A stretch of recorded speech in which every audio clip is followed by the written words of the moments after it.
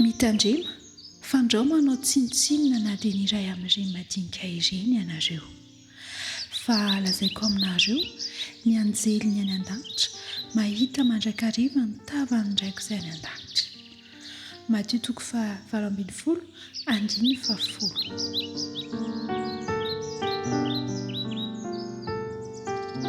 Jesosy Kristy dia mihevitra manokana ireo marefo ary isika koa dia tokony hanana toe-tsaina hihevitra an'ireny marefo ireny araka ny tenin'Andriamanitra amin'ity anio ity dia zao sarobidy eo anatrehan'Andriamanitra ny olona rehetra na marefo na tsy marefo na manana na mahantra dia sarobidy eo anatrehan'Andriamanitra indrindra moa fa ianao io dia sarobidy eo anatrehan'Andriamanitra ianao. Ary ao anatin'izany ihany koa dia sarobidy eo anatrehan'Andriamanitra ireo marefo sy eritreretintsika ihany koa hoe lavo. Ireo anjely any an-danitra dia mijery akaiky ny fomba hitondrantsika ny hafa. Ny anjely zany dia mijery akaiky ny fomba hitondrantsika an'ireny hafa manodidina antsika ireny. Rehefa maneho fitiavana isika, maneho fahalemem-panahy isika sy maneho famindram-po isika dia toy ny nataon'i Jesosy Kristy izany.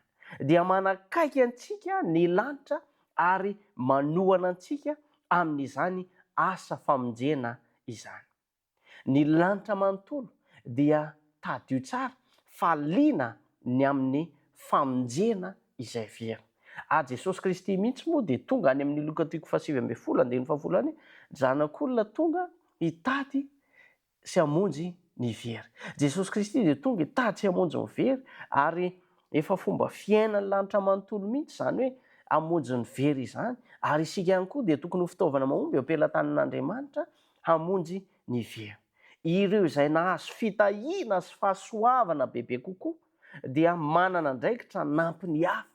Men'Andriamanitra fahasoavana ianao, men'Andriamanitra fitahiana ianao, marina hoe efa misaotra an'Andriamanitra isika fa aran'asa izany, misaotra an'Andriamanitra amin'ny alalan'ny fanampiana ny hafa, misaotra an'Andriamanitra amin'ny alalan'ny fiheverana an'ireny olona izay hitantsika fa sahirana sy very, marefo sy ny sisa ireny. Ary ny anjely dia manoratra ny anarantsika any an-danitra amin'izay ataontsika an'ireny olona ireny. Ny tena mpanaradian'i Jesosy Kristy dia tsy manilikilika ny marefo fa manandratra azy ireo amin'ny fitiavana sy ny fanampiana. Ny atao hoe kristianina izany, ny atao hoe mpanaradian'i Jesosy Kristy dia tsy manilikilika ny marefo fa manandratra azy ireo amin'ny fitiavana sy ny fanampiana ka miara-miasa amin'ny anjely amin'ny asa famonjena. Raha lasa anabavy malala, ry namako, tsy tonga ho azy ity tenin'Andriamanitra ity. Fa Andriamanitra dia miteny amintsika amin'ny fotoana tsara indrindra. Sarobidy amin'Andriamanitra ny olona rehetra, indrindra ny marefo. Ny fomba hitondrantsika ny hafa dia jereny lanitra izy io ary soratan'ny anjely izy io. Antsoina hanaraka ny Kristy amin'ny fitiavana sy famindram-po isika. Adidintsika ny manampy ireo lavo sy sahirana. Miara-miasa amin'ny anjely ny mpanompon'Andriamanitra. Raha fehezina dia izao, ny tena fivavahana marina dia hita amin'ny fomba hitondrantsika ny hafa. Ny tena hoe ny olona tena mivavaka marina dia hita amin'ny alalan'ny fitondran'ny hafa. Raha manampy sy manandratra ny marefo isika dia manatanteraka ny sitrapon'Andriamanitra ary mitondra fifaliana any an-danitra isika. Izany ny sitrak'Andriamanitra eo amin'ny fiainako, eo amin'ny fiainanao. Aza manamaivana na manilikilika ny hafa raha lasaina bavy malala. Indrindra ny marefo. Aoka isika ho tanana manampy sy fo mamindra fo an'ireny olona ireny. Manomboka anio, miantso anao Jesosy Kristy. Andao ataontsika fampiarana mihitsy izy ity mba hitarika antsika ho amin'ny famonjena, hitarika antsika ho amin'ny fiadanam-po sy fiadanan-tsaina amin'ny fiainantsika manontolo. Aoka isika hijery ny olona amin'ny mason'Andriamanitra. Aoka isika hijery ny olona amin'ny mason'Andriamanitra ka nampy sy tia an'ireny olona ireny satria sarobidy eo anatrehan'Andriamanitra ny olona tsiraray avy.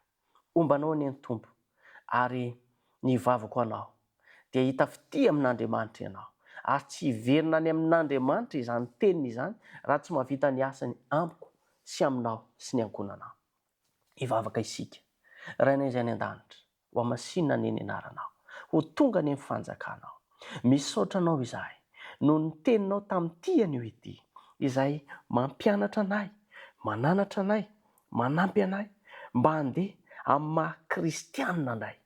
Ray eo mamindra fo mamelany elokay tamin'ny lasa ratsy rehetra tsy mifanaraka tamin'ny sitraponao, tsy mifanaraka tamin'izany hafatra izany. Koa manomboka izao dia vonina izahay hanao ny sitraponao momba ny tokantrano tsirairay avy. Raha misy ny marefo ianao anie hitantana azy reny amin'ny fomba manokana izay manaraka ity fandarana ity, ary izahay dia atao fitaovana eo am-pelantananao hanampy sampitraka azy reny ao an-tokantranao na amin'ny fiainany namana izay manaraka ity mofinaina ity. Raha misy ny olana, Jesosy eo meteza ianao vahaolana ho an'ny tsirairay avy, ary misy manantena izao fa efa manomana ny tsara indrindra ho an'ny mpanaraka ity fandarana ity ianao. Dia raha misy ihany koa ny salama amin'izao fotoana izao Jesosy eo, ataovy indray mijery izy ireny ka aneho ny fitiavanao, mamindra fo aminy ary aoka hanasitrana azy amin'ny fomba manokana ianao. Amin'ny anaranao Jesosy Kristy no hanonona sy angatana ny vavaka. Amen.